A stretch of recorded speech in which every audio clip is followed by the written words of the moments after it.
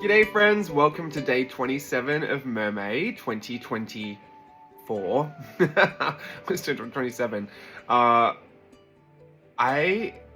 Let's just cut to the chase. I drank too much last night. Oh, it's been a day, ladies. I drank too much last night. We went out for a games night, which was supposed to be very innocent and fine and wholesome, and then I was going to have maybe a glass of wine or something, but then I felt, whatever. Something came over me and I just really wanted to have a really fun game night. I knew I was off today for the most part. I did have other work that I was planning on doing, but usually my days off from dancing are Monday, Tuesday, Wednesday, but I've switched my schedule around, so this week it's Monday, Wednesday, Thursday. So I'll be back tomorrow. So I just thought, you know what, I'll have one cheeky little day off. It'll be my little day off. I'll just have to do my Mermay. Maybe I'll do some scanning and some little collage club, but I won't be doing very much. And so last night I thought, well, that means I can just drink as much tequila as I want. I just am not young anymore. I didn't wake up severely hungover. I woke up very dehydrated, a little headachy, and you know when you can taste tequila afterwards? Blech, I hate that.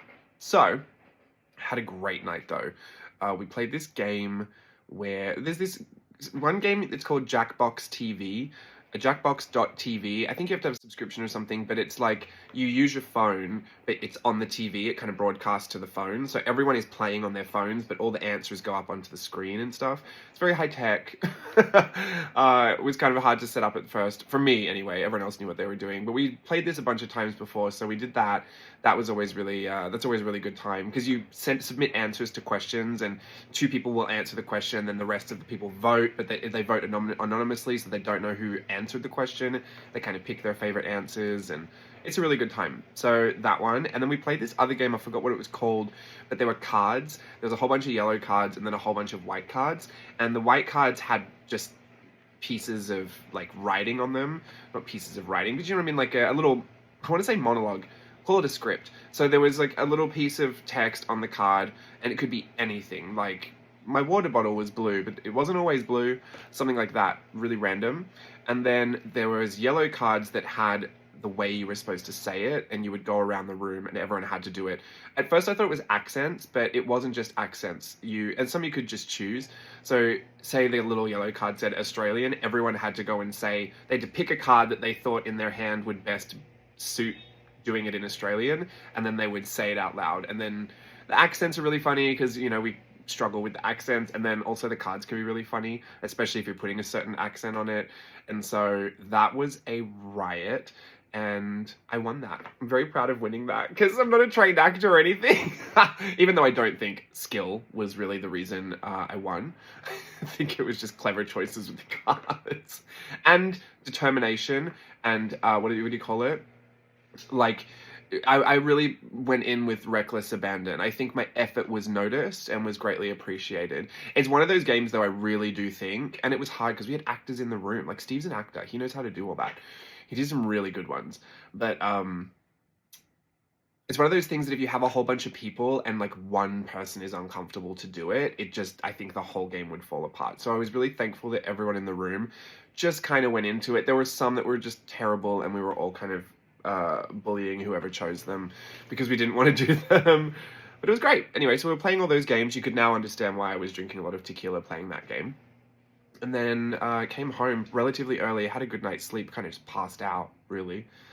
Woke up, Steve took himself to work today, so I didn't even have to worry about that. I really took it slow this morning, and then when I got up, I was super duper slow starting. I was really just meandering about the house until noon. And then I thought, you know what? I have been noticing in photos that my legs are very, very white, so I'm gonna go get a tan. And I took my tanning oil down to I don't want to hear it, I know it's bad for me, but I use SPF. Like, it's not just, you know, oil. It's SPF in there. I went down to the pool, and it's Memorial Day today. I didn't realize, but I realized when I got down there, everyone was barbecuing and it was really packed. Not to be TMI, but I wear a Speedo when I go to tanning for obvious reasons, so you can get the most of your skin out and get all the beautiful tan color for summer. And people stare at me like the weirdest you ever get stared at wearing a Speedo. In Australia, it is not uncommon for us to wear Speedos. Tons of people wear Speedos. Like, and I wasn't wearing the athletic one. I have the Aussie Bum, that brand, and I had it's pink and it's got all the cockatoos all over it. It's just like a print, and then I have other ones that are printed, and they're all fun. They're all fun, but they're all just like a regular Speedo. They're not G-strings or anything, which I wouldn't be opposed to wearing, but not down at the local pool. Well, this isn't even the local pool. This is our apartment complex's pool. So anyway, I went down there, and they just get so weird, and then especially like this really irritates me a little bit, but they give you the weirdest stares when there are children around. And the thing was, I was there before the children got there. There is a part of me that sometimes wonders, like, I don't know, because they feel some type of way about it. Maybe I'll keep my shorts on and just kind of like hike them up to my hike them up as far on my thighs as they can go, which is not very far because I have footballer thighs, but I will try. Just because sometimes they get a little funny. But I was already there in my Speedo. Like, what did these people want me to do? Put my clothes back on? I was out there, and I live here. I'm allowed to be out there in a Speedo tanning. It has nothing to do with your kid, weirdo. They look at me like I'm the weirdo. I'm looking at them like they're the weirdo for thinking that. They make faces and start talking to each other about how inappropriate it is, and it's just a nightmare. I don't start fights. I do finish them. No, I don't. Sorry. I've got runny nose. That's not even a tissue. That's a... what's it called? Paper towel. Very rough on my poor little nose. Anyway, had a great time down there, irrespective of what people might have thought about my Speedo, and came back upstairs, did some washing.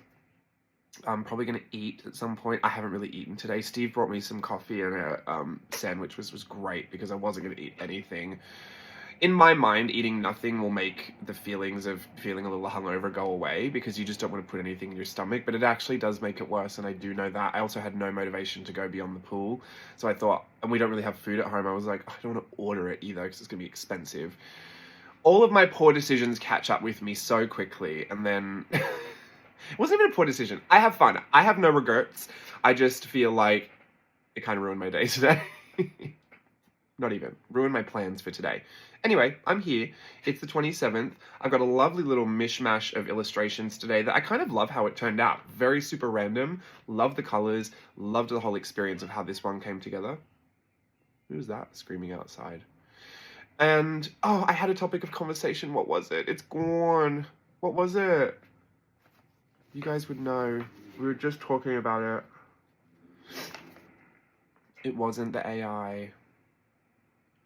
It wasn't models, celebrities as models.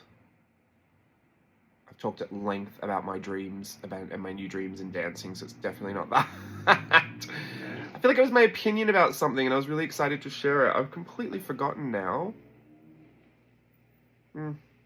Oh well. We can talk about something else. Let me go to this YouTube comments and see if we've got any comments that need answering. In my YouTube Creator Studio.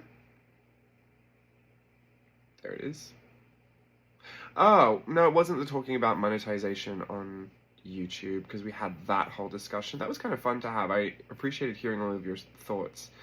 Cat hair in my journals, classic. I'm assuming I'm not the only person that has cat hair in the journals. Oh, Anya bought the Corinne Deco markers in the pastel set and was disappointed. Yeah, and the watercolor set are great. Anya did gift me those watercolor ones years ago. I believe it was Anya. Well, that's who I'm crediting for it anyway. Those were great. They're still running beautifully. I think they're like a dye-based, kind of like very liquid ink. Anyway, really, really beautiful. They're what people most know those Corinne markers for, the Deco brush. And then, but she also wrote here that she purchased the ARTX, ARRTX acrylic markers, and she's obsessed. Not only is the quality far better, the nibs are great, but the colors they have are stunning.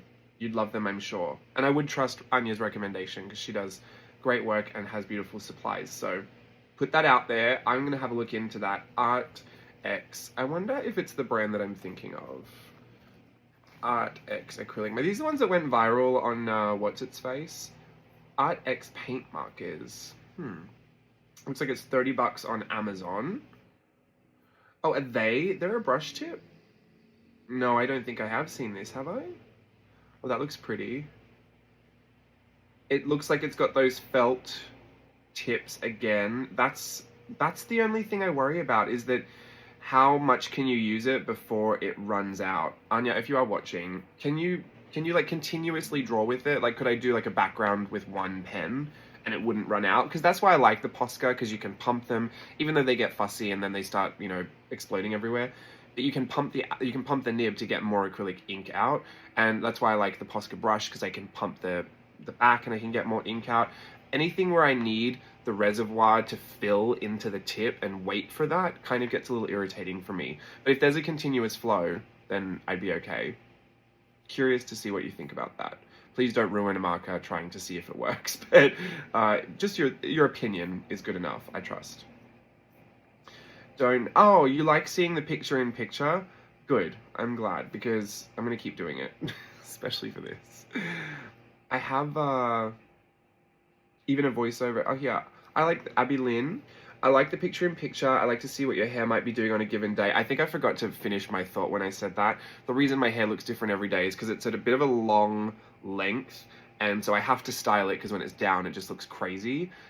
But when I style it for work, I don't want it on my face because I get super, super sweaty, and so anything that sits on my face just drips down and is just out of control. So it has to be off, but I do like it to be kind of done, but sometimes I don't like it to be too neat. The other day I did a really neat kind of comb over look, and I just thought it made me look a little bit too old, and I didn't really love that for that particular dance. I think it makes sense when I was doing It's Your Life, Charlie Brown, because we were supposed to be from the 60s, but no, for this I needed it to be a bit more textured, but I have really curly hair, so when I just throw it up, it starts to curl around. Depending on the day, it can be super curly, like here's some curls just curling about up here, and this is nice when it does this. This is alright, I'm not mad about that, but sometimes I have to choose where I want to place each curl, because if I go out and dance with this, then it sits on my forehead, and that's when it drips down and gets yuck.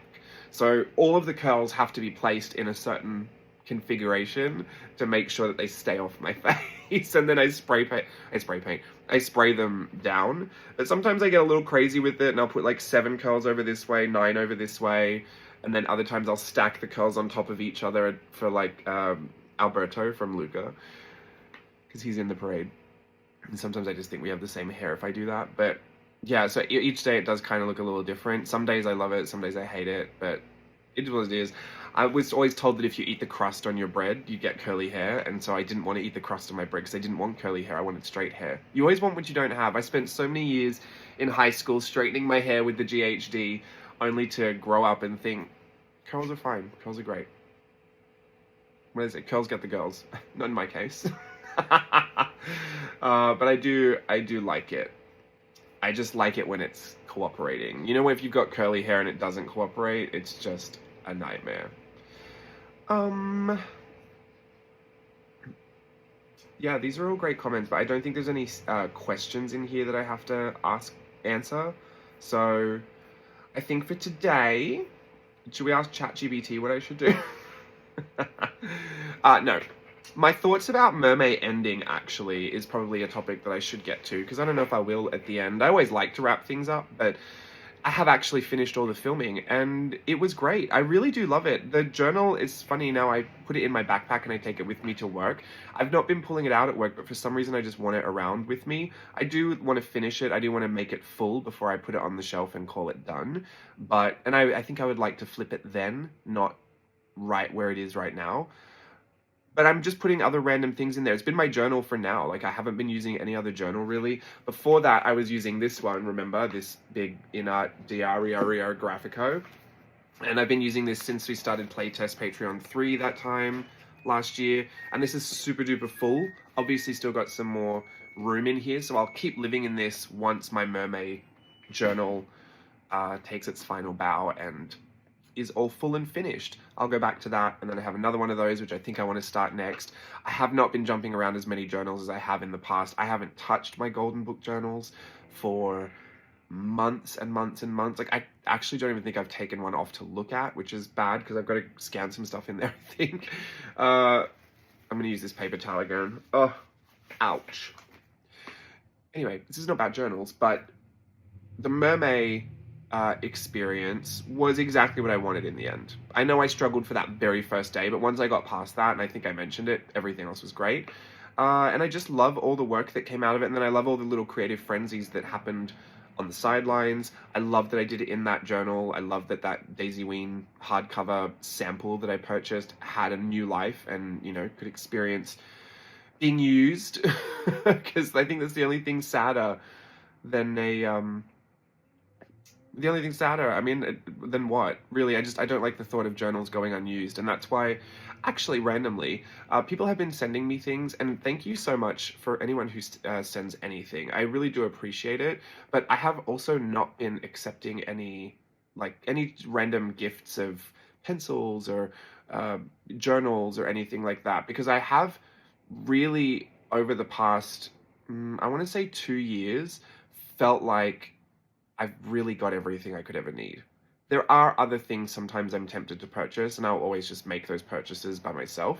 Um, but through Art Snacks, obviously I had so many art supplies delivered every month, and then it became quarterly, and even then I still get these beautiful art supplies quarterly, and I get to try these latest and greatest things, and I've just felt a little spoiled, honestly, and I don't want people to part with their money. It's such a kind gesture, so I really do appreciate that, and the thought and the sentiment, obviously, but a postcard will suffice. Please find someone else that could use whatever like if you have grandchildren or if you have friends that might want to start art journaling and you have some spare traveler's notebooks, please gift it to them. I feel like they'd be able to put it to better use than I will, and I just feel guilty about some of the stuff that I don't use, so that's your fault.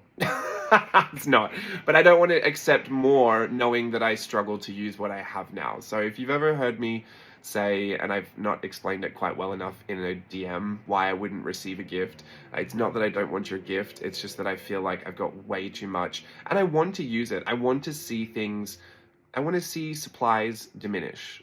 Is that a weird thing? I get really excited when I see a pen run out, when I see a washi tape end, when I see a journal finished, things like that. When I look for something and I think, oh, I've run out of that, I can't use it, I need to get another one, because it constantly reminds me that I put these things to use and that I have a good time with them. And if I just have like 16 backups of something, I start to feel like a hoarder. And, you know, it's not hoarding if it ends up in a journal, but I'm not just going to stick down like 17 brand new pencils in a journal just because I had 17 of them. You know, they're just going to stockpile over there. And yeah, I think it also helps me with this idea that I've not stuffed my space full of things that I don't need or that, you know, will never get touched or used. You know, I think I just feel like that. Does anyone else have those feelings? That's a very privileged place to come from. I actually don't assume that most people watching have a third or a quarter or an eighth of the art supplies that I have at my disposal. I actually think a lot of people, when I think of people watching, I have this general idea of what an audience member might be like, but sometimes I picture me when I first started art journaling, when I was scouring eBay looking for a lot, like a bulk lot of Ranger ink products, and it came with dilutions and it came with some Tim Holtz Distress products, and there was just a whole bunch of stuff in there, and that was really my first little kit of things that I had. And I had a dilutions journal and I was ready to go. And I just remember thinking, a lot of what I would watch, you know, I'd covet all of these beautiful art supplies that I would see people use. They were so hard to get in Australia. The shipping was so incredible, or they just wouldn't ship to Australia at all, that I just couldn't afford to do all of it. So I just kind of secretly covet in the background all these beautiful things people had. But I always picture that as generally who I might be talking to. And so I never assume that people have tons of art supplies or tons of spare journals or, you know, a whole desk full of washi tapes and even a printer. Steve didn't really have a printer that worked before I came along. So, you know, if it ever seems like there's a bit of a disconnect there, sorry for that. I do assume that people have very modest collections of art supplies like I used to have. Maybe a few expensive things that you've treated yourself to. But even today I went through my Instagram and I went right back to the start. I had a weird thing happen. There was I think it was Roxanne by Bun. Second by Bun mention in Mermay. The Insta story, her Insta story had a template, and you can just hop on to the templates and, you know, put your own up. And it was to show a screenshot of your Instagram feed. And I love it. I love looking through my Instagram feeds. I love seeing people's feeds and going through them and seeing the little journeys that they've had, or the little, you know, seasons that happen, you know, when you go past Halloween, everything gets really dark and gloomy. You go past Christmas, it's all nice and bright and cheery. Like my feed, as you scroll through it, you really do start to pick apart the different seasons. And even the seasons that I've been in, where I edit things, edit photos super bright and super crazy colors, and then other times I'm so subdued, or the lighting is a lot moodier, or the setups are a lot more neat and clean, and everything's a bit more thought through. You know, you can just kind of see the journey that people have. But doing that, screenshotting my Instagram feed for my story, I was trying to pick which part of the feed I wanted to screenshot, and there was so many different seasons I didn't even know which one to put up. So that made me think, I'm going to just reshare a whole bunch of photos today. I'm going to go through my Instagram, and the things that just stick out to me as things that I love, I'm going to reshare it in my story. I don't think I'll do this very often, if ever again, to be honest, but I was on there for what, an hour and a half, just going through my feed, resharing things. And it was just kind of sad to think that a lot of these things are buried in an archive of posts that no one is ever really going to go and see. I go and look through a lot of things, but I think most people, when you go on Instagram, you look through your feed, you go to the search feed, you look at people's stories, and then people get off. And really, there's this treasure trove of content in people's Instagrams if you go right back to the start, not just seeing all of the stuff that they were doing, but noticing the growth, noticing the journey, also seeing, you know, the different things that have happened and the way that styles have changed and evolved, especially in a creator space. Like anyone who does art journaling, I just think it's a real fascinating trip. Just go right back to the start of their Instagram. If they post frequently, you get a better sense of it. But also when people post infrequently, or, you know, they have a 2-year gap and then come back and then something's changed, even that can be quite interesting to see. I just think Instagram sometimes doesn't even share what you do show to your actual audience. So sometimes it's hard to know, you know, what you're connecting with as far as the person and the content. And a lot of people are selling you things, and some people are just on there because it's like a great little archive of, you know, it's a digital photo album for a lot of people. Whatever people use it for, I just find it kind of fascinating. And the idea that you can kind of really tell so much from that whole journey. There was another point that I wanted to make about that. About posting, Instagram. Oh, I'm so annoyed. It was right at the front of my brain and it's gone. Not surprising. The tequila took away all of my best thoughts for today. But I thought it was just kind of sad that, you know, oh, people join now. So say someone just sees this YouTube video today and thinks, oh, he's a bit weird. He's been talking about this thing and this mermaid video for a while. Maybe I'll go and see his Instagram, see if he's actually okay in the head. And they'll go over there and they'll see the first few rows of posts and start to get an idea immediately of what I do.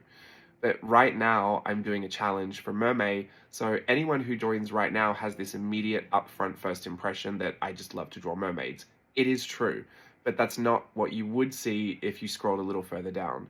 And then you scroll a little further down, you find out, oh, he teaches workshops.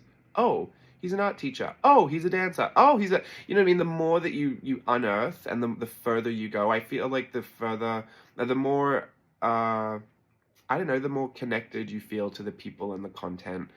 And that's an obvious statement, but I also keep that in mind when I post, because sometimes I feel like what I started posting back in 2015 is not super different to what I post now, but a lot of people don't know some of the context for why I post what I post, or a lot of people don't know that I will post something that is actually just not my best work, because if you go further back, you have my best work over there. Like, there's a better drawing of it there, and sometimes I just want to share what I'm doing and what I like.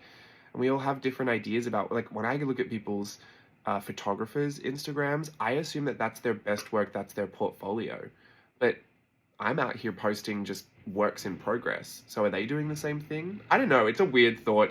Don't try and think about it too much, because then you'll just never post anything again. I love seeing people post on Instagram. I've heard people in the past get really upset about Instagram and say that it's a terrible place and that consuming too much content on social media is a bad thing for them. And I don't know why people are like that. I think that's a very personal thing and I can't relate, so I don't understand. However, me personally, I love when you post everything. post everything, tag everything. I love to see everything. I love to be up in Insta stories. This is like my entertainment. I will watch my YouTube, I'll watch my drama, I'll watch my television shows, I'll watch my favorite movies, and I will watch my Instagram stories. I'll watch my TikToks. Like, I love to consume content. This is why I make long videos about nothing. Do you not? You must. If you're here 25 minutes into this video, you love consuming content too, so I know you know what I'm saying. But when Steve says, oh, should I share this? I think, yeah, I'd want to see it. I'd want to see it. I must be voyeuristic because I just want to peek into everyone's lives. I want to know what you're doing. I don't need to say hello. Like, you don't need to invite me into what you're doing, but please show me everything. Show me. Put it on your Insta story, put your thoughts about it, share it again. You took a picture you think you look great in, share that, love that. And I love people who do it really raw and really candid. I really actually completely despise the complete opposite when people try to front this facade. Like, I can't say this because I don't know if the person will ever see it. Probably not, such a random friend of a friend. But they posted something like, oh, can't believe these people made me do this. I would never. But then posted all these photos of them doing it. And I think, well, that's weird. Because if you didn't want people to see that, you could have just not posted it. But you do want them to see it. You want me to see it. But you want me to believe you had no hand in it. Even though it's your profile and you're posting it. Like, that's nuts. That's a level of nuts that I think we can let go. We can leave back in, let's say 2020. Let's leave it there. And it was one of those things where they didn't want to come across as being, I guess egotistical or braggadocious. If you're going to do it, do it. There's nothing wrong with feeling like you took a really great photo of yourself and you want to share that. You lost some weight, you want to share that. You just feel like you're having an it day. Like, you want to share that. Share that. Just be open about it. No one cares. Confidence is actually really attractive. To me, anyway. I tend to befriend people who are very confident and have super duper strong personalities. Even if we don't click 100% in every way, if you have a very strong personality and you are solid in that, I feel like I know what to do with that. I can be a part of what I know we're going to click in, and then I can opt out for what I think we might be too different in. But I love a strong personality. Love it. And I think a lot of that comes from confidence. Here we go again with that weird conversation from the other day. All right, all my tangents are colliding. I gotta go eat. I'm starving. The washing machine's finished. Do you want to say anything, Bianca? Bianca. Bianca. The tail's wagging. Oh, I should probably go and fix all of this too, because I feel like I look like tequila. Okay, bye.